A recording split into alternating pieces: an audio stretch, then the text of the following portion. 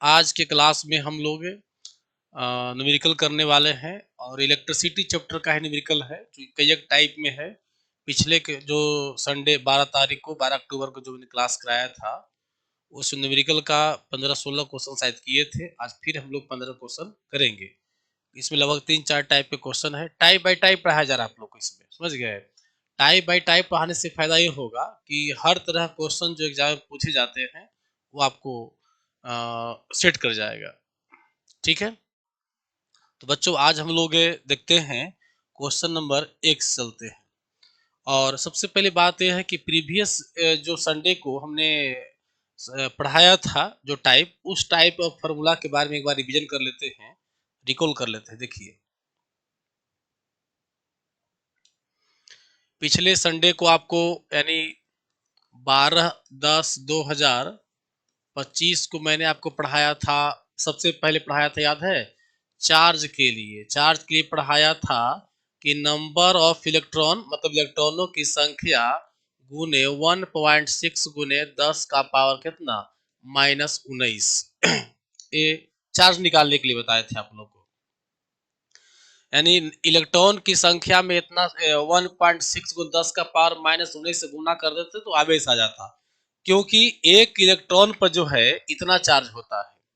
एक इलेक्ट्रॉन पर 1.6 गुने 10 का पावर -19 कूलम चार्ज होता है। तो 2 इलेक्ट्रॉन पर रहेगा तो 2 से गुना कर देंगे, 3 इलेक्ट्रॉन होगा तो 3 से गुना कर देंगे, वही नंबर ऑफ इलेक्ट्रॉन से गुना कर दिया गया। ठीक है, दूसरी बात की चलो धारा का। धारा पढ़े थे Q/T। जब हमको आवेश निकल जाएगा तो उसमें समय से भाग देंगे, धारा निकल जाएगा। और यहाँ पर याद रखिएगा, जब I बराबर Q/T है तब हम Q बराबर IT भी लिख सकते हैं। और यानी धारा गुने टाइम। और जानते हैं एग्जामिनेशन की दृष्टि से ये बहुत इंपॉर्टेंट है, एकदम VVI बाबू, VVI। आईटी पर क्वेश्चन खूब पूछा जाता है, समझ गए। चलिए अब देखिए, और किए थे हम लोग शक्ति में, हम लोग वीआईपी किए थे यानी वोल्टेज गुने धारा किए थे। और इसी वीआई से भी को तोड़ करके और आई को तोड़ के दो फॉर्मूला बनाए थे। एक फॉर्मूला बनाए थे पी बराबर आई स्क्वायर आर बनाए थे, और दूसरा फॉर्मूला बनाए थे पी बराबर वी स्क्वायर बटा आर बनाए थे। ये जो फॉर्मूला हुआ आपका रिलेटेड हुआ किससे, पावर से। एनर्जी के लिए भी फार्मूला हम लोग बनाए थे। एनर्जी के लिए बनाए थे आई स्क्वायर आर टी, जो कि यह एसआई पद्धति में काम करेगा, एसआई पद्धति में काम करेगा। और दूसरा बनाए थे हम लोग पीटी, ई बराबर क्या बनाए थे, पीटी। अब अगर यहाँ पर टाइम को, अगर आप आवर में रखते हैं, घंटा में रखते हैं, है ना, और वाट को अगर आप किलो में रखते हैं, किलो वाट में कन्वर्ट करेंगे, तो जो यूनिट आएगा वह आंसर इसका किस में आएगा, यूनिट में आएगा, पीटी, है ना। एनर्जी और पीटी हो गया, एक ई बराबर आई स्क्वायर टी हो गया। ये हम लोग पिछले क्लास में किए थे। आज की क्लास में हम लोग टाइप बाय टाइप उसी तरह से करते चलेंगे। देखिए,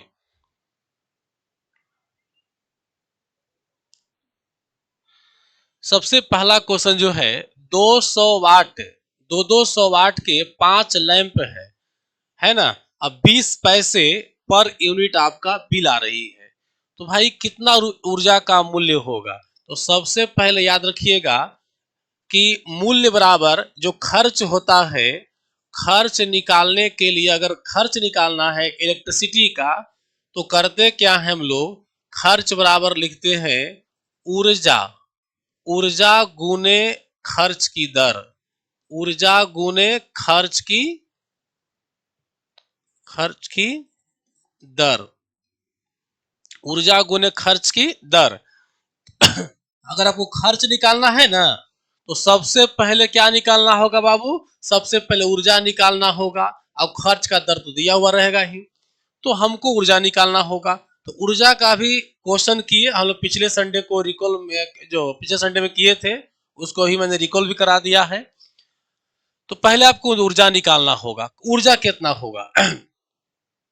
तो ऊर्जा का फॉर्मूला देखिए क्या, 200 वाट के 5 लैंप द्वारा 50 पैसे प्रति यूनिट की दर से 4 घंटा खपत किया गया। तो सबसे पहले आपको सिखलाए थे कि जो भी कुछ दिया हुआ रहे उसको पहले नोट करिए।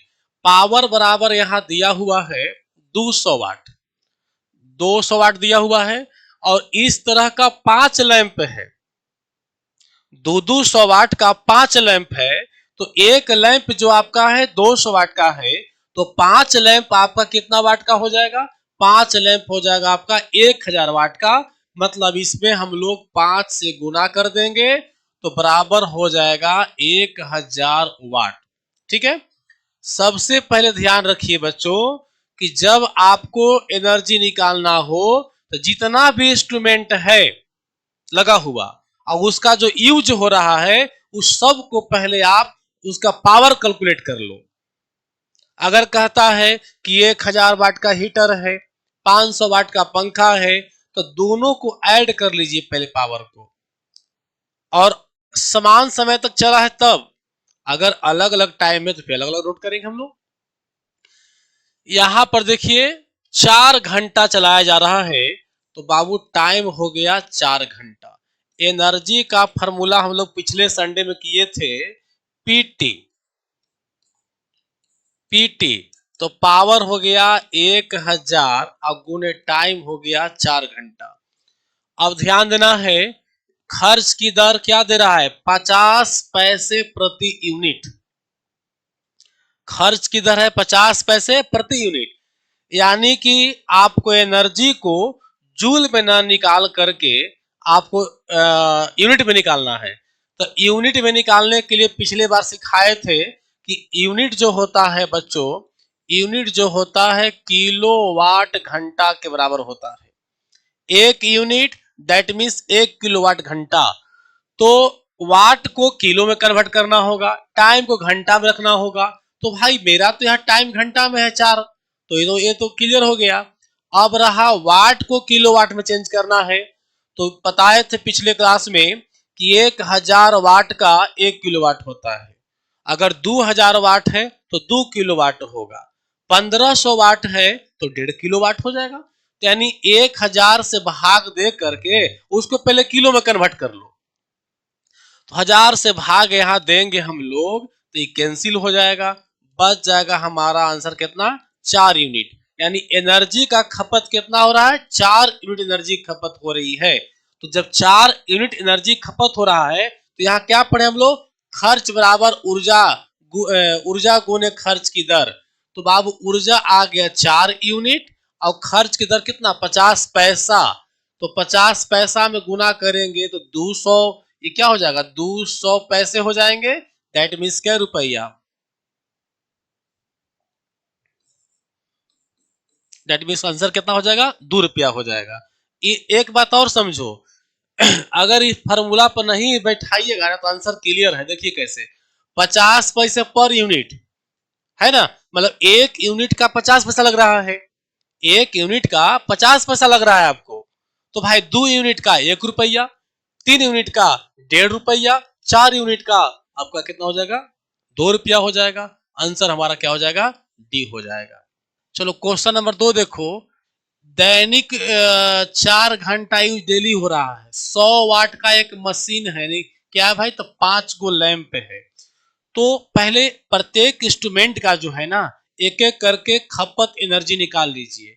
तो पहला इंस्ट्रूमेंट आपका है वो है लैंप है। कौन है? लैंप। तो लैंप का पावर कितना है जी? 100 वाट है। कै गो लैंप है जी? 5 गो है। मतलब ये 500 वाट बिजली का खपत करेगा। अब बात रहा टाइम का, तो टाइम कितना ले रहा है? 4 घंटा पर डे ले रहा है। तो इसका एनर्जी हो जाएगा पीटी, पावर गुने टाइम। तो पावर कितना हो गया? 500 गुने टाइम हो गया 4 घंटा। तो हो गया 5 का कितना? 20, यानी 2000 वाट घंटा ये टाइम ले रहा। कौन? लैंप ले रहा है।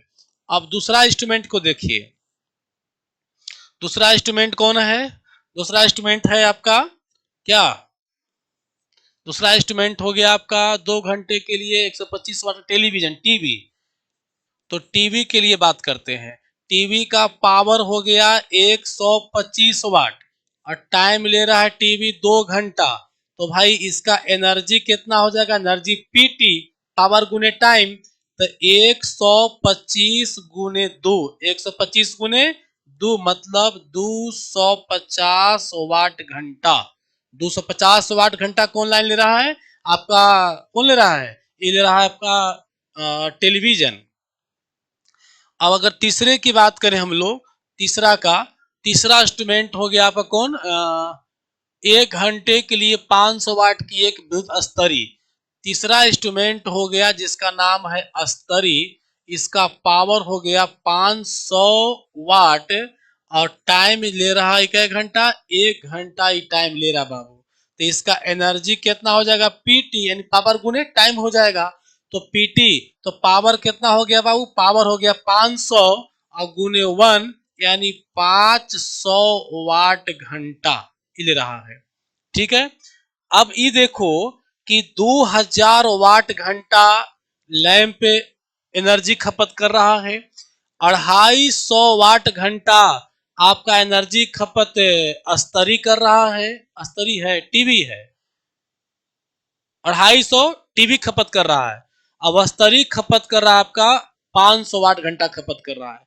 अगर हम तीनों इंस्ट्रूमेंट को, अगर इन तीनों इंस्ट्रूमेंट को हम मिला दें तब भाई कितना एनर्जी खपत होगा, तो बात करें अगर हम टोटल एनर्जी का, टोटल एनर्जी की बात करें तो सबको जोड़ दीजिए, 2000 वाट घंटा प्लस 250 वाट घंटा और प्लस यहां हो गया 500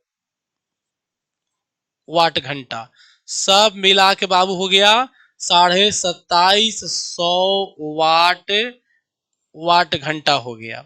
अब इसको अगर यूनिट में निकालना चाहिएगा तो यूनिट में चेंज करिए, इन यूनिट, तो यूनिट में चेंज करने के लिए इसको किलो में कन्वर्ट करना होगा, क्योंकि वाट घंटा यूनिट क्या बोलते हैं, यूनिट जो होता है, यूनिट का क्या होता है, 1 किलो वाट घंटा, किलो वाट घंटा, वाट घंटा तो है, किलो में कन्वर्ट कर दो, तो किलो में कन्वर्ट करने के लिए भाग कितना से देंगे, 1000 से भाग देंगे, 1000 से भाग देंगे मतलब कि जैसे 1000 वाट में 1 किलोवाट, 2000 वाट में 2 किलोवाट, 1000 से भाग देकर किलोवाट में चेंज करते हैं। क्लियर हो गया ना। तो अब यहां पर देखो कि यह 2750 वाट घंटा है, तो 1000 से अगर भाग दीजिएगा इसमें तो हमारा कितना बन जाएगा बाबू, ये बन जाएगा 2.7, जीरो तो खत्म हो जाएगा, ये हो जाएगा किलोवाट घंटा, यानी कह सकते हैं 2.75 यूनिट, 2.75 यूनिट कह सकते हैं। क्लियर हो गया। अब बात रहा खर्च का कि खर्च कितना होगा, तो खर्च के लिए बताए थे फॉर्मूला आज क्लास में कि ऊर्जा गुने खर्च का दर होगा, ऊर्जा गुने खर्च का दर, तो ऊर्जा आपका कितना हो गया बाबू, ऊर्जा हो गया 2.75 यूनिट और खर्च का दर है 40 पैसे, तो 100 से भाग दीजिएगा रुपया चेंज करने के लिए, तो हो जाएगा 2.75 गुने 0.4 रुपया, मतलब हो गया 1.1 रुपया आंसर, 1.1 रुपया आंसर हो जाएगा। तो आंसर देखिए कौन हो जाएगा, आंसर हो जाएगा आपका, आंसर हो जाएगा डी, आंसर कौन हो जाएगा, डी हो जाएगा। क्लियर हो गया। 100 वाट के एक के प्रतिरोधक, अब टाइप चेंज हो गया है, 100 सॉरी 100 वाट नहीं है, 100 ओम के। चलो नेक्स्ट देखो 3 नंबर, 100 ओम के एक प्रतिरोधक तार को 4 बार भागों में काट कर करके समानांतर क्रम में जोड़ दिया जाता है, इसे 1 मिनट के लिए 10 वोल्ट के स्रोत से जोड़ दिया जाता है, तो खपत ऊर्जा का मान बताए। बहुत बढ़िया। अब यहाँ रेजिस्टेंस से प्रश्न आ गया है। ठीक है, रेजिस्टेंस का कॉम्बिनेशन याद रखिएगा, रेजिस्टेंस जो होता है मतलब किसी भी तार का रेजिस्टेंस, किसी भी इंस्ट्रूमेंट का रेजिस्टेंस वो धारा प्रवाह का प्रतिरोधक होता है, धारा प्रवाह को रोकता है, धारा प्रवाह में अवरोध उत्पन्न करता है, यानी करेंट जब प्रतिरोध बढ़ जाती है तो धारा की प्रवाह घट जाती है। याद रखना, जिस रेशियो में प्रतिरोध बढ़ता है, जिस रेशियो में प्रतिरोध बढ़ता है उसी रेशियो में धारा घट जाती है। जैसे एक उदाहरण समझो, अगर दो तार है, एक तार ए वाला है, एक तार ए वाला, एक ए है एक बी है, इसका रेजिस्टेंस R1 दिया हुआ है, अगर 5 ओम दिया हुआ है, और इसका रेजिस्टेंस R2 दिया हुआ है 10 ओम दिया हुआ है। देख रहे हो, तो ए का रेजिस्टेंस 5 है और बी का रेजिस्टेंस 10 है, यानी दोनों का अनुपात अगर देखा जाए तो ए का अनुपात कितना है, 2 है। देख रहे हो, यानी इसका रेजिस्टेंस 1 तो इसका रेजिस्टेंस कितना है, 2। तो पता है धारा का प्रवाह उल्टा हो जाएगा, धारा का प्रवाह दुगना कम जाएगा, यहाँ ये गुना हो जाएगा। रेजिस्टेंस कम है तो यहाँ धारा की बात करें, धारा की बात करें तो यहाँ धारा का अनुपात के, धारा का जो I1 होगा वह कितना होगा, 2 हो जाएगा, और यहाँ जो धारा I2 होगा वह धारा कितना, 1 हो जाएगा। मतलब अगर आपको 10 एम्पियर अगर धारा होता, 10 एम्पियर अगर धारा होता तो 5 एम्पियर धारा इसमें चलेगी, 5 नहीं कम ही चलेगा, हाँ 5 एम्पियर यहां चलेगी धारा, तो यहां पर धारा चलेगा 10 एम्पियर चलेगा। रेजिस्टेंस का ठीक उल्टा हो जाता है। फिर से एक बार समझ लो इसको, जिसमें रेजिस्टेंस ज्यादा उसमें धारा कम, जिसमें रेजिस्टेंस ज्यादा उसमें धारा कम, जिस अनुपात में रेजिस्टेंस ज्यादा होगा उसी अनुपात में धारा वहां कम होगा।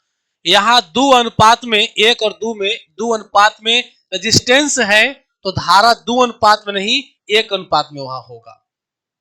अगर धारा यहाँ 5 एम्पियर होगा तो यहाँ धारा बहेगा 10 एम्पियर बहेगा, क्योंकि यहाँ रेजिस्टेंस ज्यादा है रुकावट ज्यादा होगा, यहाँ रेजिस्टेंस कम है तो रुकावट यहाँ क्या होगा, कम होगा। इस बात को समझ लिया। एग्जामिनेशन में बहुत यहाँ से प्रश्न पूछ जाते हैं घुमा करके, अब नहीं फंसना, एक बार फिर से इसको याद कर लो। अगर धारा रेजिस्टेंस ज्यादा होगा तो धारा की मान कम होगी, उसमें जिस अनुपात में रेजिस्टेंस होगा उसके उल्टा अनुपात में धारा होगा। क्लियर हो गया? चलिए, तो सबसे पहले हम लोग की देखना बाबू हाँ रेजिस्टेंस पर, रेजिस्टेंस जब जोड़ते हैं सर्किट में किसी भी परिपथ में तो 2 तरह से जोड़ा जाता है। एक जोड़ने का जो क्रम है वो श्रेणी क्रम होता है और दूसरा आपका समांतर क्रम होता है। कुछ इंपॉर्टेंट बात याद रखिएगा, रेजिस्टेंस 2 तरह से जोड़ी जाती है परिपथ में, एक श्रेणी में, श्रेणी का मतलब हो गया इस प्रकार से,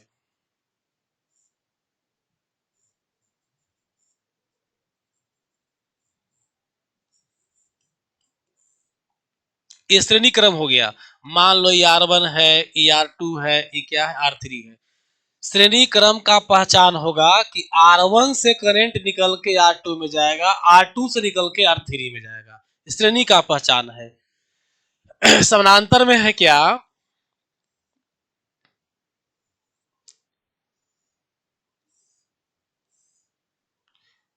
ई R1 हो गया, ई R2 हो गया और ई R3 हो गया, इस प्रकार से, और यहां से करंट दिया जा रहा है। अब यहां पर देखो कि जो करंट R3 से गया होगा वो R2 और R1 में नहीं जाएगा। जो करंट R1 से, मान लो करंट यहां से चलना शुरू किया तो करंट ऐसे से जाएगा, तो जो करंट R1 से पार कर गया होगा वो R3 में क्यों जाएगा, समझ गया। और जो करंट यहीं से मुड़ गया होगा, देखो ऐसे एक यहां चला गया, मान लो यहीं से मुड़ गया R3 से, तो जो R3 से पार कर गया वो फिर R2 में नहीं जाएगा और न R1 में जाएगा। लेकिन इसमें है ना कि जो करंट R1 से गुजरेगा उसको R2 में जाना होगा, उसको R3 में जाना होगा। मतलब इसमें पहचान है कि इसमें से उसमें, उसमें से उसमें, लेकिन इसमें तीनों में करंट का प्रवाह अलग अलग होगा। क्लियर हो गया? श्रेणी क्रम में कुछ और बातें, श्रेणी क्रम में वोल्टेज सभी इंस्ट्रूमेंटों पर समान होता है, सॉरी असमान होता है। याद रखना, वोल्टेज श्रेणी क्रम में वोल्टेज सभी पर असमान होते हैं। इसको थ्योरी क्लास से बहुत बढ़िया समझा देंगे आप लोग को, लेकिन यहां पर वोल्टेज सभी इंस्ट्रूमेंट पर बराबर होते हैं। एकदम गांठ बांध लीजिए, एग्जामिनेशन में कई बार प्रश्न पूछा गया है। श्रेणी क्रम में प्रत्येक इंस्ट्रूमेंट पर वोल्टेज अलग अलग होगा, अगर ER1 पर वोल्टेज V1 है तो यहाँ वोल्टेज V2 होगा, यहाँ वोल्टेज 3 होगा, V3 होगा, यानी सब पर वोल्टेज अलग अलग होगा। लेकिन इस पर क्या है कि समानांतर क्रम में अगर इस पर वोल्टेज V है तो यहाँ भी वोल्टेज V होगा, यहाँ भी V होगा, तीनों पर वोल्टेज उसमें समान होगा। मान लो कि अगर इस पर वोल्टेज 100 है तो यहाँ 120 भी हो सकता है, यहाँ 110 भी हो सकता है। लेकिन इसमें क्या है कि अगर इस मशीन पर, इस इंस्ट्रूमेंट पर वोल्टेज अगर 220 है तो यहाँ भी वोल्टेज 220 होगा, यहाँ भी वोल्टेज 220 होगा। समानांतर क्रम में प्रत्येक इंस्ट्रूमेंट पर, समानांतर क्रम में प्रत्येक इंस्ट्रूमेंट पर वोल्टेज बराबर होती है और श्रेणी क्रम में प्रत्येक इंस्ट्रूमेंट पर वोल्टेज बराबर नहीं हो सकती है। चलिए अब अगर धारा की बात किया जाए तो धारा श्रेणी क्रम में सभी मशीनों पर सेम होगा, धारा सेम होगा। अगर यहां धारा ए है तो यहां भी ए होगा, यहां भी ए होगा, मतलब 5 एम्पियर धारा तो यहां भी 5, यहां भी 5। लेकिन समानांतर क्रम में उल्टा हो जाएगा, समानांतर क्रम में यह जो है से असमान होगा धारा। अगर इससे 5 एम्पियर जा रही है तो इससे 2 एम्पियर जा सकती है, इसमें 1 एम्पियर जा सकती है, मतलब तीनों इंस्ट्रूमेंट पर धारा की प्रवाह अलग अलग होगा, एक समान नहीं होगा। वो डिपेंड करता है रेजिस्टेंस पर। क्लियर हो गया? तो एक बार फिर से रिकॉल कर लीजिए, श्रेणी क्रम में वोल्टेज असमान, श्रेणी क्रम में वोल्टेज असमान और धारा समान, इसी का ठीक उल्टा यहां हो जाएगा। क्लियर हो गया? श्रेणी क्रम में जब सभी रेजिस्टेंस को जोड़िएगा, श्रेणी क्रम में जब सभी रेजिस्टेंस को जोड़िएगा, यानी टोटल जब रेजिस्टेंस निकालेंगे, टोटल आरटी मतलब टोटल, अगर टोटल रेजिस्टेंस निकालेंगे तो मान जो है इसमें बढ़ जाता है। मान क्या होता है? बढ़ जाता है।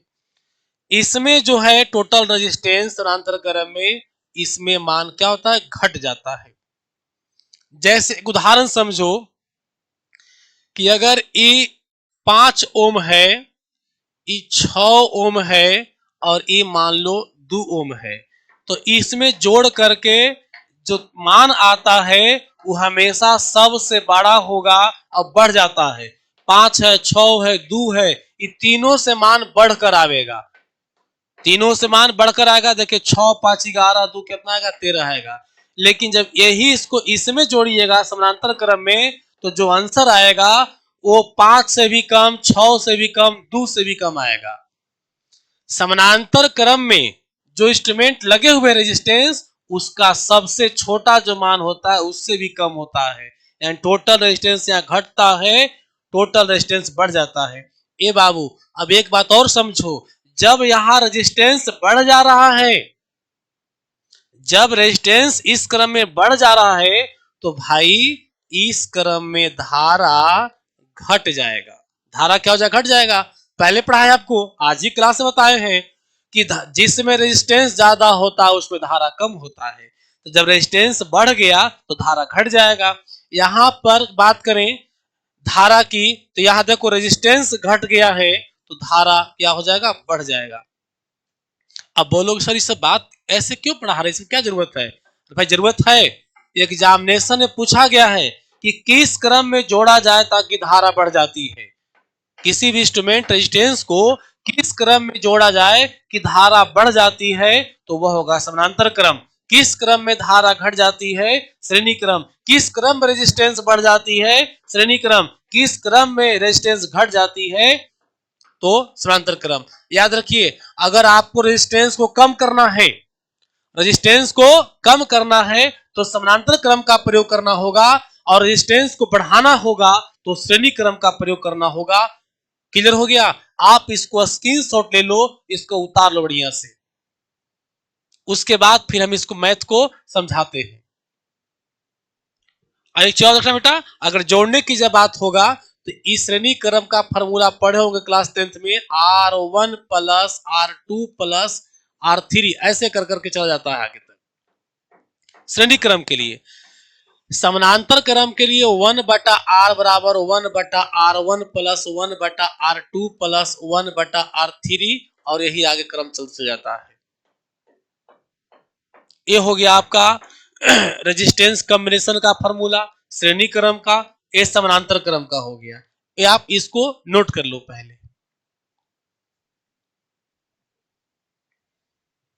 चलिए अब हम इसको प्रश्न को सोल्व करते हैं। 100 ओम के एक प्रतिरोधक तार को 4 बराबर भागों में काट दिया गया है। देखिए 100 एक तार है, इस तार का रेजिस्टेंस टोटल दिया हुआ है कितना, 100 ओम रेजिस्टेंस दिया हुआ है, ठीक है। 4 बराबर भागों में तोड़ दिया गया है, 4 बराबर भागों में इसको क्या किया गया है, तोड़ दिया गया है, मतलब ऐसे तोड़ दिया गया है।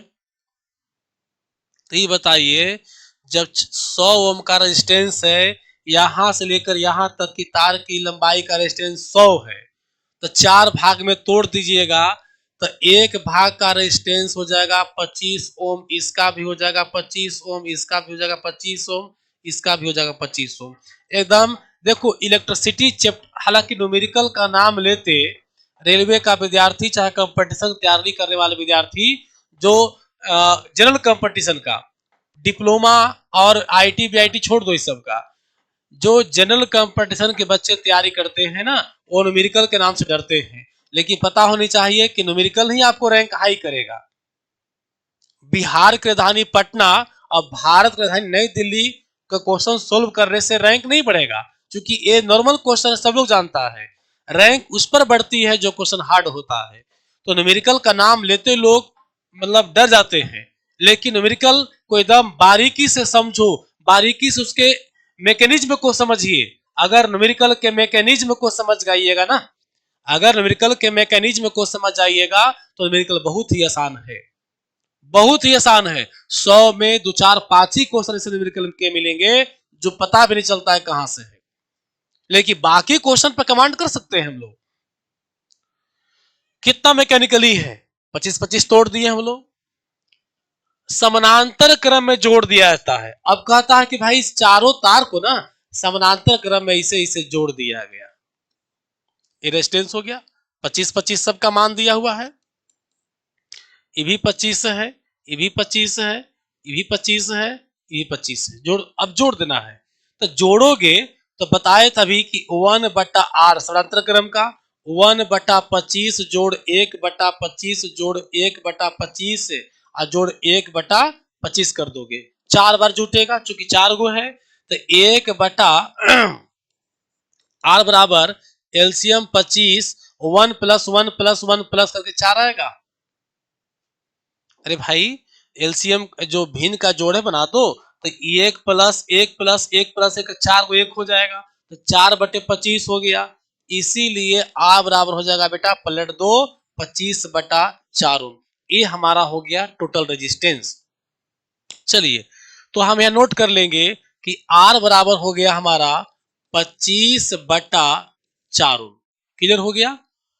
1 मिनट के लिए टाइम दिया जा रहा है, 1 मिनट, 1 मिनट का मतलब हो गया कि 60 सेकंड आपको टाइम दिया जा रहा है। 10 वोल्ट के स्रोत से जोड़ दिया जाता है, वोल्टेज आपका कितना हो गया, 10 वोल्ट हो गया। तो खपत एनर्जी का मान, एनर्जी क्या होगा ये पूछना है। चलो तब यहां पर एनर्जी निकाल लो, एनर्जी निकाल लेंगे तो क्या लगाएंगे बाबू, एनर्जी का फॉर्मूला लगा देंगे हम लोग I²RT। देखो यूनिट में नहीं है, जूल में है, इसीलिए I²RT लगाइए। भाई हमको आई पता नहीं है, तो आई का फॉर्मूला क्या होता है, ओम के नियम के अनुसार बताओ आई का फॉर्मूला क्या होता है, तो आई बार V/R होता है, V/R।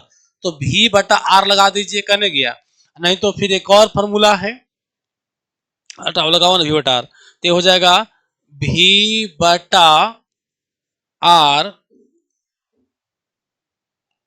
का स्क्वायर गुने आर गुने क्या हो जाएगा, टी हो जाएगा। ई आई को तोड़ दिए, V/R कर दिए, अब क्या हो जाएगा, ये हो जाएगा V² / R² गुने आर गुने टी। एक आर से स्क्वायर वाला कैंसिल, क्योंकि 2 को यहाँ पर है, एक कैंसिल कर दिया गया, तो क्या मिल गया बाबू, मिल गया हम लोग को एनर्जी बराबर V²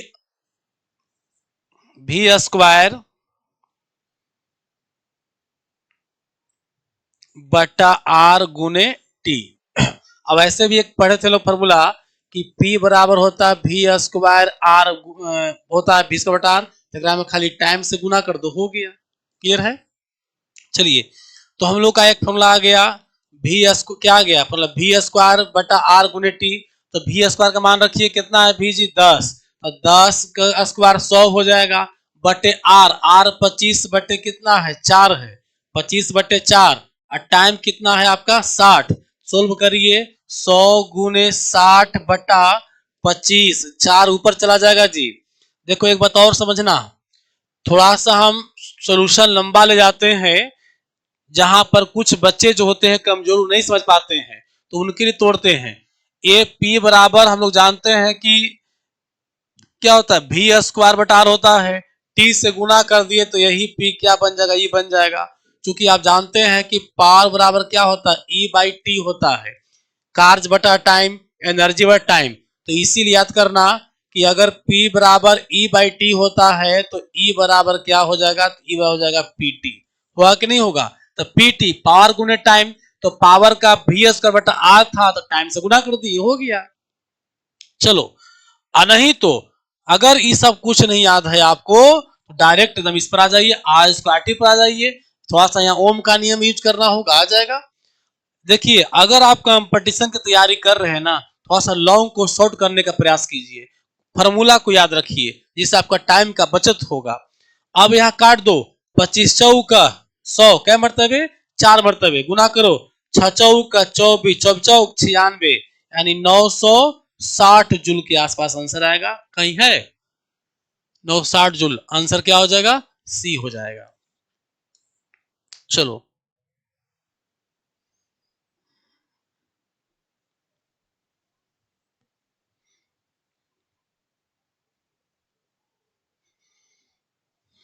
चलिए देखिए, अब हम लोग करते हैं next question. Question number 4, 15 volt EMF की बैटरी से जुड़े एक प्रतिरोध में 2 एम्पियर की धारा प्रवाहित हो रही है, तो इस परिपथ को 5 सेकंड बाद वियोजित मतलब हटा दिया जाता है, तोड़ दिया जाता है, तो निम्नलिखित में कौन सा कथन असत्य होगा वो पहचानना है। कंडीशन दिया हुआ है क्वेश्चन में और आंसर अप्लाई करना है। सबसे पहले बाबू समझो यहाँ कि क्या क्या दिया हुआ है।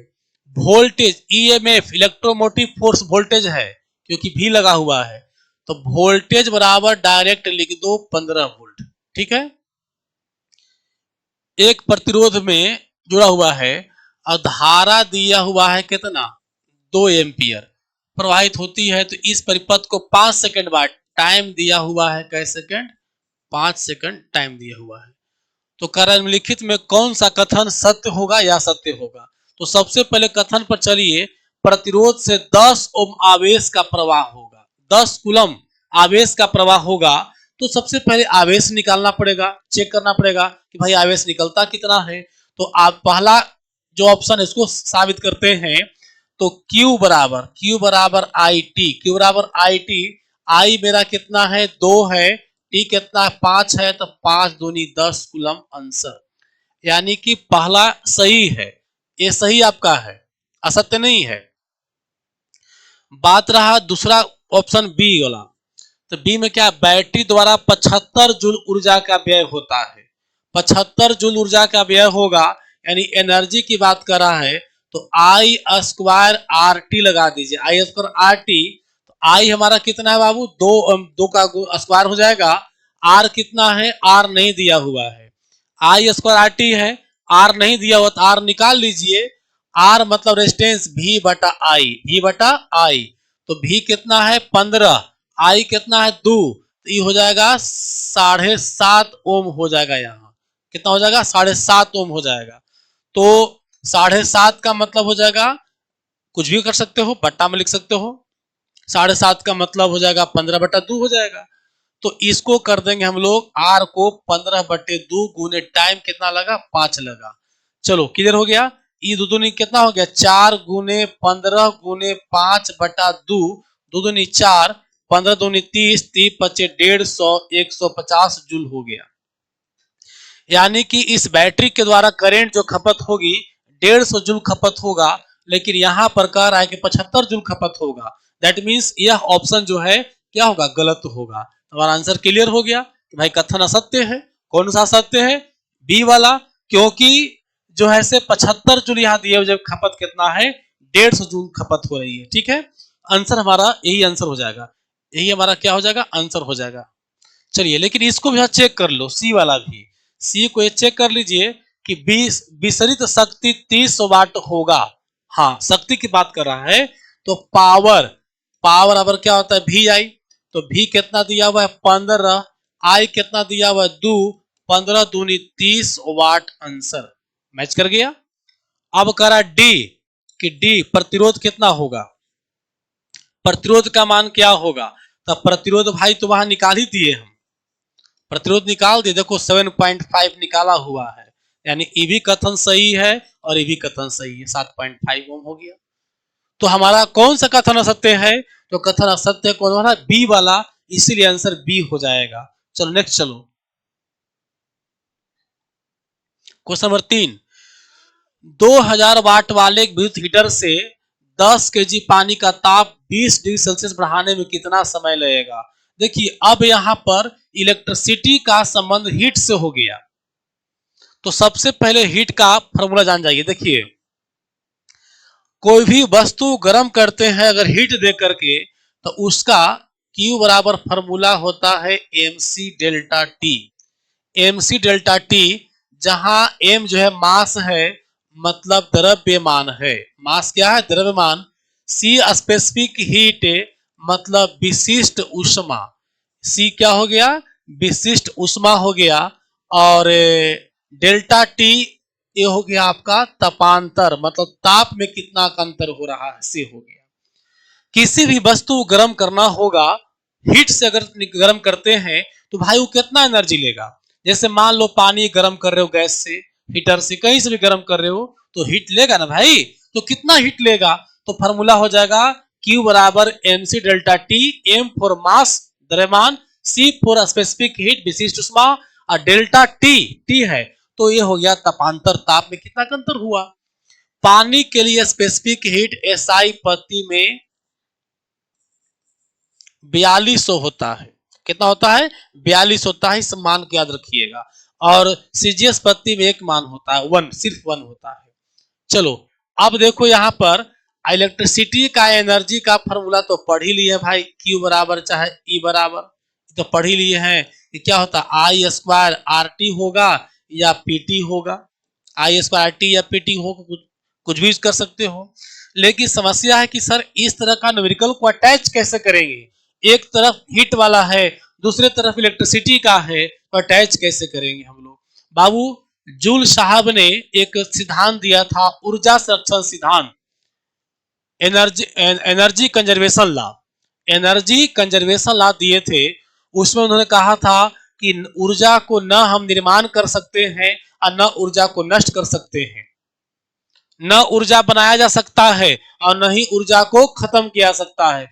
बस ऊर्जा क्या होता है कि एक रूप से दूसरे रूप में रूपांतरित होता है, एक रूप से दूसरे रूप में रूपांतरित हो जाता है, वो नष्ट नहीं होता है। एक उदाहरण समझिए, अगर चावल हम लोग खाए तो चावल से एनर्जी हम में आ गया, और हम में जो एनर्जी आया तो हमने खेतों में काम कर दिया, पढ़ाने का काम कर दिया, जो मैंने काम किया वो भी एनर्जी काम में बदल गया।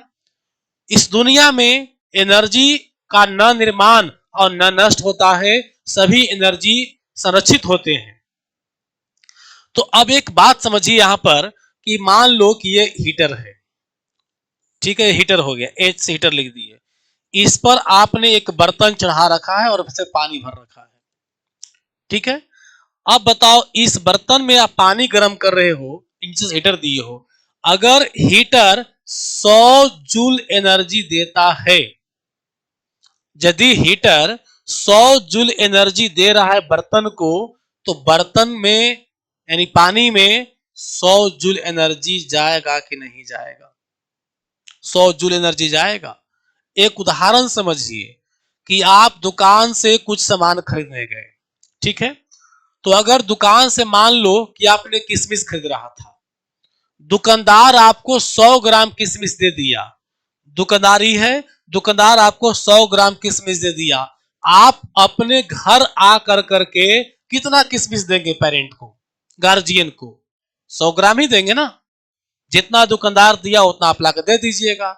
ये अलग बात है कि बचपन में हम लोग डंडी मारते थे, याद है जब बचपन में हम लोग कोई खाने वाला सामान घर के से ज्यादा लाने दुकान पर, तो दुकानदार साहब जब अब तो चमकीला आ गया है, ठोंगा आ गया है, हम बता रहे हैं जब हम छोटे थे मतलब 90 के आसपास में, तो उस समय क्या था कि न चमकील का विकास था पूरा और न ही ठोंगा का विकास था।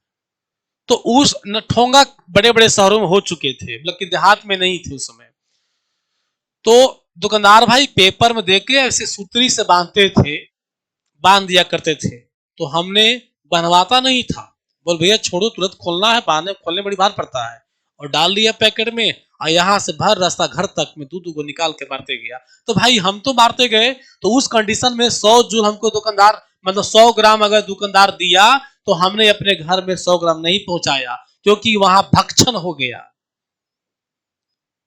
क्या हो गया? भक्षण हो गया। लेकिन अगर संरक्षण होता, अगर बचा के हम ले जाए कर घर ले जाए गए होते, तो फिर 100 ग्राम दुकानदार दिया तो हमारे घर में किसमिस पहुंचता कितना? 100 ग्राम। ठीक उसी प्रकार से अगर हीटर 100 जूल एनर्जी दे रहा है, अब बीच में हीट बर्बाद नहीं हो रही है, बीच में हीट बर्बाद नहीं हो रही है, तो फिर पानी को भी 100 जूल ऊर्जा प्राप्त होगा, याद रखिएगा। दैट मीन्स हीटर के द्वारा दिया गया एनर्जी, हीटर के द्वारा दिया गया एनर्जी और पानी के द्वारा लिया गया एनर्जी बराबर होगा। किस सिद्धांत के अनुसार? ऊर्जा संरक्षण सिद्धांत के अनुसार, एनर्जी कंजर्वेशन लॉ के अनुसार। क्लियर हो गया? तो इसी सिद्धांत के आधार पर हम दोनों को बराबर कर देंगे। बराबर कैसे करेंगे देख लीजिए। क्या करेंगे कि इधर हीटर का जो एनर्जी है आई स्क्वायर क्या? आर टी, इधर कर देंगे एम सी डेल्टा टी, बराबर हो गया। क्योंकि जितना हीट हीटर देगा उतना ही पानी को प्राप्त होगा। ठीक है, तो आई स्क्वायर आर टी। अब भाई देख लो, आई स्क्वायर आर टी एनर्जी का, या पीटी लिख सकते हो, अगर पीटी है तो पीटी लिखो, पीटी बराबर एम सी डेल्टा टी हो जाएगा। अब सोल्व करो इसको। 2000 वाट वाले एक विद्युत हीटर 10 केजी पानी के ताप 10 केजी पानी का ताप 20 डीजल से बढ़ाने का काम करता है। टाइम कितना लगा? पावर भाई, तो पावर हो गया इसका 2000 गुने टाइम बराबर मास कितना है पानी का? 10 केजी हो गया। स्पेसिफिक हीट पानी का 4200 गुने डेल्टा टी तापांतर, तापांतर कितना हो गया बाबू? 20 डिग्री सेल्सियस हो गया। तो कितना आसान है, आप टाइम निकाल लीजिए। यहां से टाइम निकालेंगे तो हो जाएगा 10 गुने 4200 गुने कितना, इतना, अब बटे 2000। देखो, अगर आपको मैथ का कैलकुलेशन बहुत अच्छा है तो फिर यहीं पर काट दो, 3 जीरो से 3 जीरो यहीं पर काट दो, 2 से 2 काट दो। लेकिन कुछ बच्चों का मैथ का कैलकुलेशन लो होता है, ठीक नहीं होती है, इसीलिए हम तोड़ देते हैं थोड़ा सा। देखिए 3 जीरो से 3 जीरो मैंने काट दिया, अब बच गया 2, 2 से 2 कैंसिल कर दिया, आ गया आपके पास 420। इस सेकंड में आंसर आएगा। सेकंड में चूंकि सब एसआई सिस्टम का है, तो जब 420 सेकंड आया तो भाई आपको मिनट में कन्वर्ट कर दो, घंटा में कन्वर्ट करना होगा, कन्वर्ट घंटा में करना होगा। तो 420 में घंटा में कन्वर्ट करने के लिए 3600 से भाग देना होगा। 3600 सेकंड का 1 घंटा होता है, आपके पास मात्र 420 सेकंड है, 1 घंटा नहीं होगा। 1800 सेकंड होता तब 1 घंटा होता, सॉरी आधा घंटा होता, लेकिन तो 1800 नहीं 420 है। इसको काटिएगा तो इसमें से कोई आंसर नहीं आएगा। ये 1 घंटा से ऊपर है, 2 घंटा से ऊपर है, ये भी 1 घंटा से ऊपर है। आपका जो आंसर है वो आधा घंटा से भी कम है, आपका आंसर आधा घंटा से भी कम है, इसीलिए नन ऑफ दीज मारिए, यानी डी आंसर। एग्जाम में ऐसी स्थिति में 1 घंटा भाग देने में समय मत लगाइए, नहीं लगाइएगा। इन एग्जाम में समय देकर के गुना भाग कर लगना, डायरेक्ट ऑप्शन पकड़ लो, इसमें कोई नहीं होगा। क्लियर हो गया। तो जब हीटर और पानी से जुड़ा हुआ न्यूमेरिकल आवे तो हीटर का हीट और पानी का हीट दोनों को आपस में बराबर कर दीजिएगा और जो मान अब्सेंट रहे उसको निकाल लीजिएगा। कभी कभी ऐसा भी होता है कि यहाँ टी पावर और टाइम दोनों दे रहता तब अंतर पूछ देता कि भाई 200 2000 वाट का एक हीटर 10 मिनट चलाया जाता है तो बताएं कि 10 kg पानी का ताप कितना बढ़ेगा। ऐसे करके पूछ जाएंगे तो इसी फॉर्मूला का अप्लाई करिएगा। क्या अप्लाई करिएगा? आई स्क्वायर आर टी बराबर एम सी डेल्टा टी या पीटी बराबर M C delta T. Clear हो गया? चलो नेक्स्ट चलो। क्वेश्चन नंबर 6 देखिए, 12 ओम प्रतिरोध वाले तार की मोटाई को दुगना कर दिया जाए। देखो रेजिस्टेंस से जुड़ा हुआ कुछ और बात याद रखना, नोट करना है इसको। प्रतिरोध बढ़ाने या घटाने की बात जब आती है तो उसका दो कंडीशन है। वायर की लंबाई प्रतिरोध से जोड़ने के लिए अगर तार की लंबाई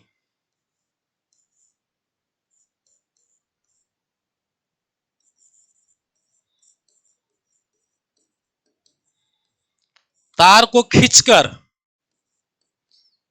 और तार को जोड़कर दो तरह से रेजिस्टेंस को बढ़ाया घटाया जाता है। तार को खींच करके और तार को जोड़ करके। मतलब पहले से आपके पास मान लो कि इतना तार था, फिर इसमें इतना तार और ऐड कर दिया, इतना तार लंबा हो जाएगा। तो तार को जोड़ जोड़ के लंबाई बढ़ा सकते हैं और तार को खींचकर भी लंबाई बढ़ाते हैं। तो एग्जामिनेशन में दोनों प्रश्न पूछे जाते हैं। खींचकर तार की लंबाई कैसे बढ़ेगा भाई? देखो खींचकर लामे जो है जनरली जनरल केस में संभव नहीं है, बट वो मैकेनिकली संभव है। खींचकर कैसे लंबा किया जाएगा? अभी बहुत प्रचलित है, एक रबड़ होता है बाइक वगैरह में, साइकिल वगैरह में पीछे कैरियर पर सामान बांधने के लिए। गैस सिलेंडर आप जो लाते हो बाइक से तो उस रबड़ से बांधते हो। वो रबड़ जो होता है ना वो खींच करके बांधता है। देखिए रबड़ जितना लंबा होता है उसको जब खींचते हैं तो वह लंबा हो जाता है और लंबा जब होगा तो पतला हो जाता है।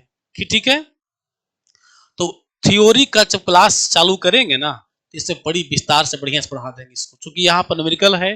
देखिए टाइम अच्छा खासा हो गया लेकिन अभी तक मात्र 5 क्वेश्चन सोल्व हुआ है। देखिए तार खींचकर कहे तो शॉर्ट में समझना बाबू। तार खींचकर कहे तो आर का जो रिलेशन होगा, आर का जो रिलेशन होगा याद रखिएगा एल स्क्वायर बटा ए स्क्वायर पे याद रखिएगा। एल स्क्वायर बटा ए स्क्वायर। एल मतलब लंबाई, एल मतलब लंबाई और ए मतलब मोटाई, मोटाई अनुप्रस्थ काट का एरिया। याद रखिए बच्चों जब लंबाई को दुगना करिएगा, जब लंबाई को दुगना करिएगा तो प्रतिरोध 4 गुना हो जाएगा क्योंकि स्क्वायर लगा हुआ है। कब? खींच कर। और एरिया को दुगना करोगे तो यहां भी 4 हो जाएगा लेकिन बट्टा में है तो चौथाई हो जाएगा। जैसे सिंपल एक उदाहरण समझ लीजिए, यदि किसी तार की लंबाई पहले 5 मीटर था, आपने इस तार को खींच कर करके, तार 5 मीटर लंबा था, ठीक है, इसको आपने ऐसे खींच कर करके तार की लंबाई आपने कर दिया अब 10 मीटर कर दिया। जब आपने 10 मीटर कर दिया तो तार की लंबाई कितना बढ़ गया? तार की लंबाई बढ़ गया 5 मीटर, मतलब दुगना हो गया। तो समझ लो जब 5 मीटर लंबा तार था पहले तब इसका मान लो कि जो है से 20 ओम रेजिस्टेंस था। 5 ओम तार का रेजिस्टेंस कितना था? 20 ओम। जब लंबाई आपने दुगना किया मतलब 5 मीटर पर रेजिस्टेंस कितना था? 20 ओम था। तो भाई ये कै गुना हुआ? यहां से देखो ये दुगना हो गया, 5 दूनी 10। तो रेजिस्टेंस जो है यहाँ पर 4 गुना हो जाएगा यानी 20 का 80 ओम हो जाएगा। कैसे? स्क्वायर में करना है। यहां कै गुना हुआ? दुगना हुआ। तो यहां पर हम लोग इसको चौगुना करेंगे क्योंकि लंबाई में स्क्वायर लगा हुआ है। कब? खींचकर। कब? खींचकर।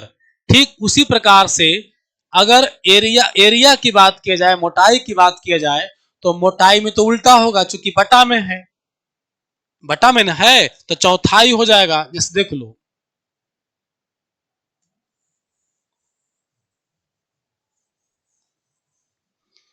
जैसे मान लो कि पहले अनुप्रस्थ काटी था, इतना मोटा सामने से दिख रहा था, तो इस पर जो है रेजिस्टेंस मान लो कि 10 ओम था।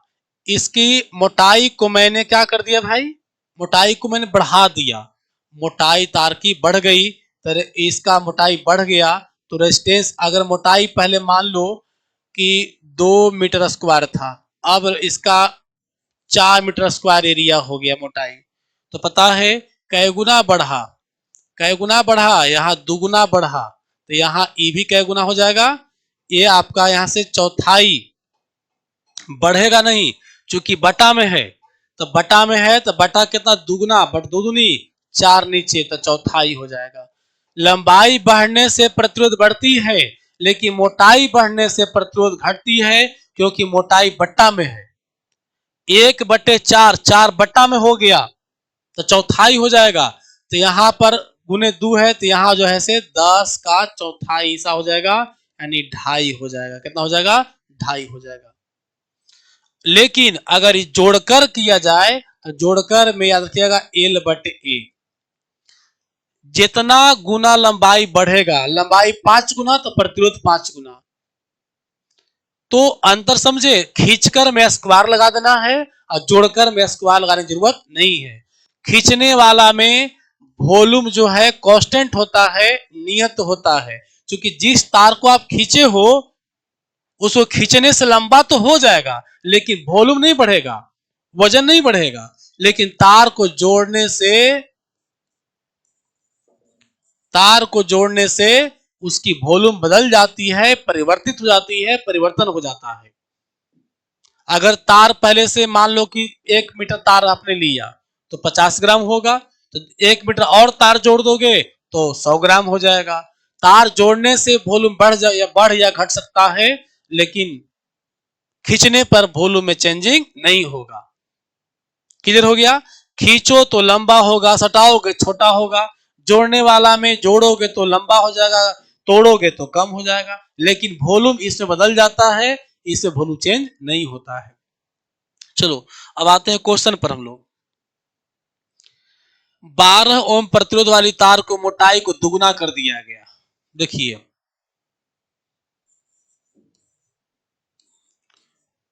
एल मतलब उसी तार को, जो तार पहले से था उसी को मोटाई क्या किया गया है? दूना किया गया है।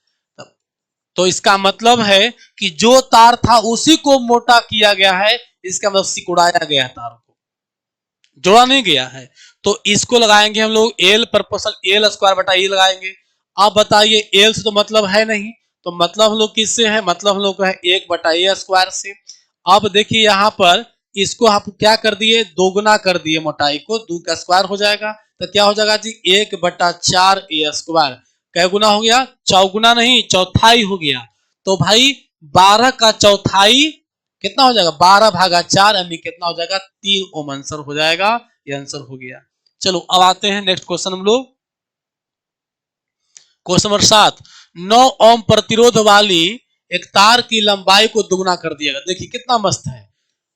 और उसी तार को 9 ओम प्रतिरोध वाली तार की लंबाई को, जो तार है ना उसी को लंबाई को दुगुना कर दिया गया है। तभी जस्ट पढ़ाए हैं L² बटा A²।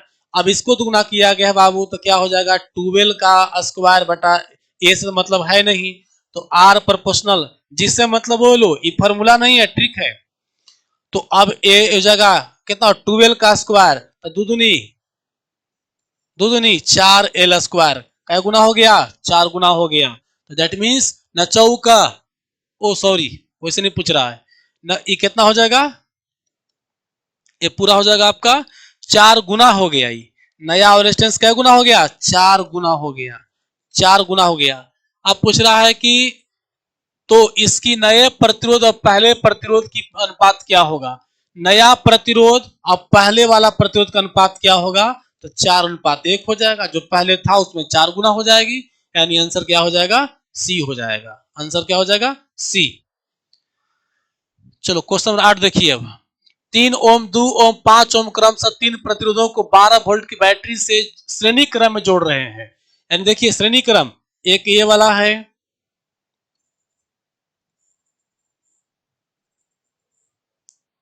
ऐसे तीनों को श्रेणी क्रम में जोड़ दिया गया।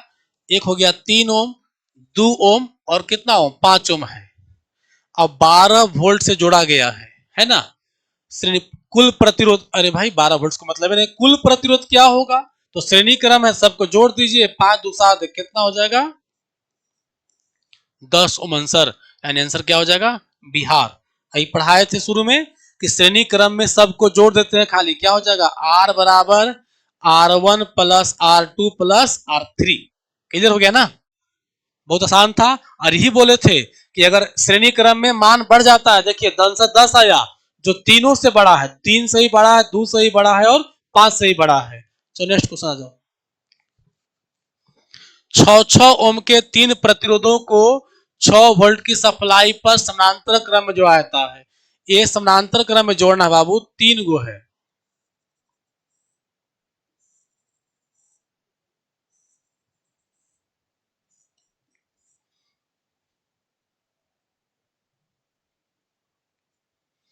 कै गो है, 3 गो है।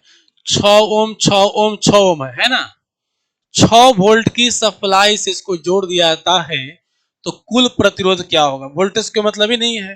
तो 1/R बराबर हो जाएगा 1/6 जोड़ 1/6 जोड़ 1/6।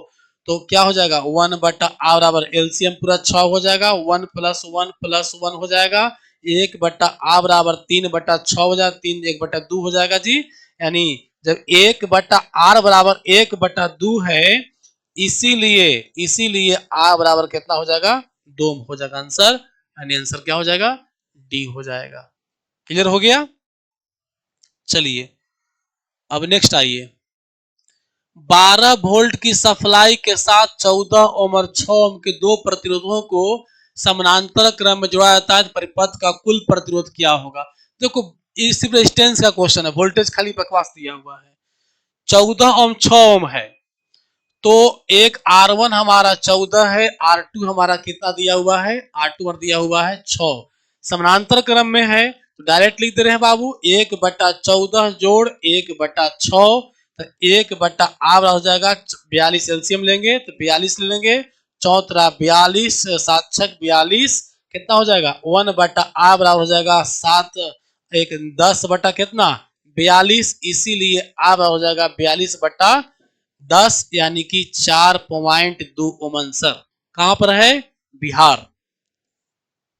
क्लियर हो गया। देखो इसमें फास्ट से चले ना कि पहले सोल्व कर चुके हैं। चलिए आइए क्वेश्चन नंबर कितना 11। 10 ओम 12 ओम और 24 ओम के 3 प्रतिरोध को 250 वोल्ट सप्लाई से समानांतर क्रम में जोड़ते हैं, तो प्रत्येक प्रतिरोधों पर विभवांतर का मान क्या हो। अरे वाह वाह, क्या क्वेश्चन है, देखो तो 3 को रेजिस्टेंस लगाया गया है, एक यहां हो गया, एक यहां हो गया, एक यहां हो गया, लगा दीजिए। 250 वोल्ट जोड़ा गया है। एक का रेजिस्टेंस 10 ओम है, दूसरे का आपका 12 ओम है, तीसरे का रेजिस्टेंस आपका 24 ओम है। तो कह रहा है कि प्रत्येक पर वोल्टेज क्या होगा। शुरू क्लास में बताए थे कि समानांतर क्रम में, किस क्रम में, नोट कर लो, समांतर क्रम में प्रत्येक इंस्ट्रूमेंट, मान लो एक गो है, दो गो है, तीन गो है, चार गो है, सब पर जो वोल्टेज होता है वो समान होता है, और धारा जो होता है वो असमान, नोट कर लेना है। वोल्टेज समान, धारा असमान। तो कह रहा वोल्टेज प्रत्येक पर कितना होगा, तो यहां भी वोल्टेज हो जाएगा 250, यहां भी 250 250, इसलिए कि समानांतर क्रम जुटा हुआ है। आंसर हो जाएगा आपका सभी पर एक समान, आंसर ए। Question number 12। 10 ओम के दो समान प्रतिरोधक आपस में समानांतर क्रम जोड़े हैं। दो गो रेजिस्टेंस है, एक है आपका 10 ओम का और दूसरा भी है आपका 10 ओम का, दोनों प्रत्येक समान प्रतिरोधक है, आपस में समानांतर जुड़े हुए हैं। इस संयोजन को 10 तीसरे प्रतिरोध से श्रेणी जुड़ा हुआ है। देखिए ऐसे नहीं बनेगा वो,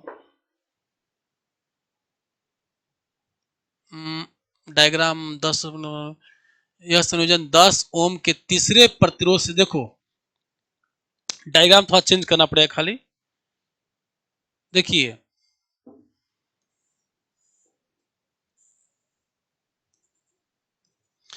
10 ओम रेजिस्टेंस यहाँ है, 10 यहाँ है, यहां से मैंने लाइन डाल दिया और एक और रेजिस्टेंस यहाँ लगा हुआ है 10 ओम का, ऐसे तार निकलेगा। कह रहा है ना कि 10-10 ओम के दो प्रतिरोधक समानांतर में लगे हुए हैं और ये जो व्यवस्था है एक श्रेणी में लगा हुआ है साथ में। देखिए क्या लिखा हुआ, यह संयोजन मतलब यह जुड़ाव 10 ओम के तीसरे प्रतिरोध से श्रेणी में है। मतलब इसमें से इसमें जा रहा श्रेणी में हो गया तो पूरा प्रतिरोध क्या होगा, तो पहले इसको जोड़ लीजिए समानांतर वाले को, तो 1/a = 1/10 जोड़ 1/10, काट छाट करोगे बाबू 10, 1/, क्या 10/2 इतना हो जाएगा, काट दो 5 हो जाएगा, यानी R बराबर हमारा हो जाएगा 5, कहाँ वाला ई, ये टोटल हो जाएगा हमारा 5 ओम ये वाला। अब बच गया, डायग्राम ऐसे बन जाएगा, देखिए ये हो गया हमारा, सोल्व करके 5 आया, ये हमारा 10 आया, श्रेणी क्रम में आ गया।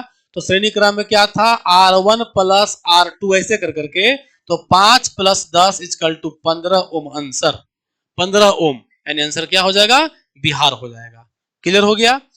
देखो एक रेजिस्टेंस वाला जितना डायग्राम वाला है ना, उसको स्पेशल क्लास कभी रखें खाली डायग्राम वाला, उसमें बहुत अच्छा समझावेंगे, टाइप बाय टाइप समझा देंगे, उसमें भी ठीक हो जाएगा। लेकिन यहाँ पर क्या है ना कि ज्यादा टाइम देंगे तो आप खुद बोर हो जाओगे, 15 क्वेश्चन में 2-4 घंटा टाइम देना संभव नहीं है, वो अलग से ही टाइप कर देंगे।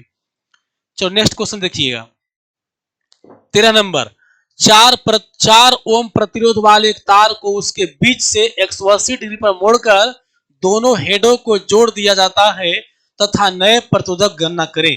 बाबू एक मान लो कि रड था, ठीक है, जिसका रेजिस्टेंस था 4 ओम रेजिस्टेंस था, एक 80 पर फोल्ड किया गया, समझो ऐसे, मतलब ऐसे फोल्ड कर दिया गया, तो एक 80 भी नहीं हुआ है, मतलब ऐसे फोल्ड करते हुए दिखा रहे हैं आपको, ऐसे फोल्ड कर रहा है, तो क्या होगा ना कि बीचे से जब फोल्ड करोगे तो ऐसे बन जाएगा, मतलब ये वाला इस पर ऐड हो जाएगा, लंबाई हो जाएगा आधा, लंबाई कितना हो जाएगा, आधा हो जाएगा। तो पता है जब 180 पर आएंगे और काट कर करके दोनों हेडों को जोड़ देंगे, तो इसको सपोज ऐसे मान लो, ऐसे मोड़ दिए, देखो अगर 180 में पूरा सटा देंगे ना तो फिर आप देख नहीं पाओगे, इसीलिए हमने ऐसा दिखा दिया। अकारा कि यहां पर काट देंगे, क्या करेंगे इसको, देखिए इसे काट दिए, काट देने के बाद अब बताइए इसका रेजिस्टेंस कितना बचा, 2 ओम, इसका भी कितना बचा, 2 ओम बचेगा बाबू, क्योंकि पूरा लंबाई का कितना था 4, तो जब बीचे बीच से काट दिए लंबा, इसका रेजिस्टेंस हो गया 2 ओम हो गया, हेडो को जोड़ दिया है, तो अब दोनों को ऐसे मान लो, इसी तार को ऐसे जोड़ दिया गया, ये रेजिस्टेंस समझो किया हो गया, यही आपका रेजिस्टेंस हो गया, 2 ओम और 2 ओम हो गया। तो किस क्रम में जुट गया भाई, अगर दोनों तरफ मुंह को जोड़ देंगे ऐसे ऐसे, ऐसे ऐसे मुंह को दोनों तरफ जोड़ देंगे ऐसे ऐसे, तो ये दोनों आपस में समानांतर क्रम में हो गया। तो समानांतर कर का फॉर्मूला क्या होगा, 1/a = 1/2 जोड़ 1/2, यानी सब आ और कितना आ जाएगा, 1 आ जाएगा, कितना आ जाएगा, 1 ओम। सोल्व करोगे तो 1 ओम आंसर होगा, यानी आंसर क्या हो जाएगा, डी हो जाएगा। क्लियर है। चलिए अब देखिए क्वेश्चन नंबर 14, बराबर कैपेसिटी, अब कैपेसिटर के बात आ गया, तो थोड़ा सा यहां पर समझ लो, रेजिस्टेंस का दो बात था, एक था श्रेणी और दूसरा था समांतर, ठीक है। श्रेणी में हम लोग ऐसे जोड़े थे, R1 plus R2 plus R3 plus plus dot dot जोड़े थे। समानांतर में 1/R जोड़ 1/R1 जोड़ 1/R, ओह, R1 2 R3 1/R बराबर, और आगे डॉट डॉट डॉट हो गया था। यही था आपका श्रेणी और किसका, समानांतर का। लेकिन कैपेसिटर में ये चीज उल्टा हो जाएगा। श्रेणी क्रम में जो कैपेसिटर होता है उसका फॉर्मूला समानांतर रेजिस्टेंस वाला हो जाएगा। देखिए कैसे, श्रेणी में ये वाला है ना, तो ये कैपेसिटर में इसको यूज करेंगे श्रेणी में। ये हो जाएगा 1/C बराबर 1/C1 plus 1/C2 plus 1/C3। और समानांतर में यूज करेंगे श्रेणी वाला, यानी C बराबर C1 plus C2 plus C3 आगे डॉट डॉट डॉट डॉट। यानी कि रेजिस्टेंस में जो फॉर्मूला आपका श्रेणी में था वो कैपेसिटर में वो समानांतर बन जाएगा, और जो रेजिस्टेंस में समानांतर था वो कैपेसिटर में श्रेणी बन जाएगा। देखो आप ये समझिए कि जो 10वां में आप रेजिस्टेंस का फॉर्मूला पढ़े थे उसको कैपेसिटर में उलट देना है, श्रेणी वाला समानांतर में, समानांतर वाला श्रेणी में। बहुत इजी है। देखो आगे अब क्वेश्चन क्या कर रहा है कि बराबर कैपेसिटी वाले 4 कैपेसिटरों को कैपेसिटी क्या होगी जब वे श्रेणी क्रम में जुड़े हुए हैं। श्रेणी क्रम में जोड़े गए हैं, 4 कैपेसिटर है और चारों बराबर है, यानी श्रेणी क्रम कैपेसिटर में 2 क्रम। कौन कौन बाबू, फिर से बोलो, श्रेणी और समांतर, है ना। श्रेणी में कौन यूज होगा, 1/C वाला यूज होगा जी। यहाँ कौन होगा, C वाला। यहाँ 1/C1 1/C2 कर यूज होगा, डॉट डॉट डॉट। यहाँ C1 plus C2 dot dot use होगा, यानी श्रेणी में इसको यूज करना है। देखो क्या करो ना, यहाँ पर ऐड कर दो कि 1 फैराडे के बराबर कैपेसिटी वाले 4 कैपेसिटर, मतलब 1 फैराडे मान वाले 4 कैपेसिटर हैं। तब निकाल दीजिए, चूंकि छूट गया है, मान टाइपिंग मिस्टेक है। तो 1/C बराबर 1/1 जोड़ 1/1 जोड़ 1/1 जोड़ 1/1 हो जाएगा। सबका मान 1 है, तो 1/C बराबर, डायरेक्ट आंसर 1 मत बोल दो, नहीं 1 नहीं होगा, 1 1 प्लस 1 प्लस 1 प्लस 1 हो जाएगा, 4 बराबर हो जाएगा।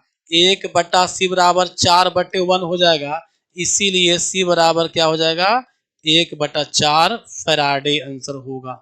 1/4 फैराडे मतलब 0.25 फैराडे आंसर, 0.25 फैराडे आंसर हो जाएगा बच्चों, यानी आंसर क्या हो जाएगा, बिहार हो जाएगा। क्लियर हो गया। देखो 15 भी वही क्वेश्चन आ गया है, टाइपिंग मिस्टेक हुआ है, टेक्निकल मिस्टेक है, और यही पर एक क्वेश्चन कम हो गया। आज हम लोग का 15 क्वेश्चन टारगेट था, लेकिन 14 ही हो पाएगा, नंबरिंग गलती आ गया, क्वेश्चन वही आ गया है। तो आज क्वेश्चन नंबर 14 में एक मिस्टेक दिखा गया, टाइपिंग मिस्टेक, और 15 नंबर क्वेश्चन की जगह पर 14 नंबर क्वेश्चन ही कॉपी पेस्ट हो गया है, ये टेक्निकल मिस्टेक है। चलो अब हम आज यही पर क्लास को समाप्त करते हैं, फिर मिलेंगे हम लोग अगले संडे को।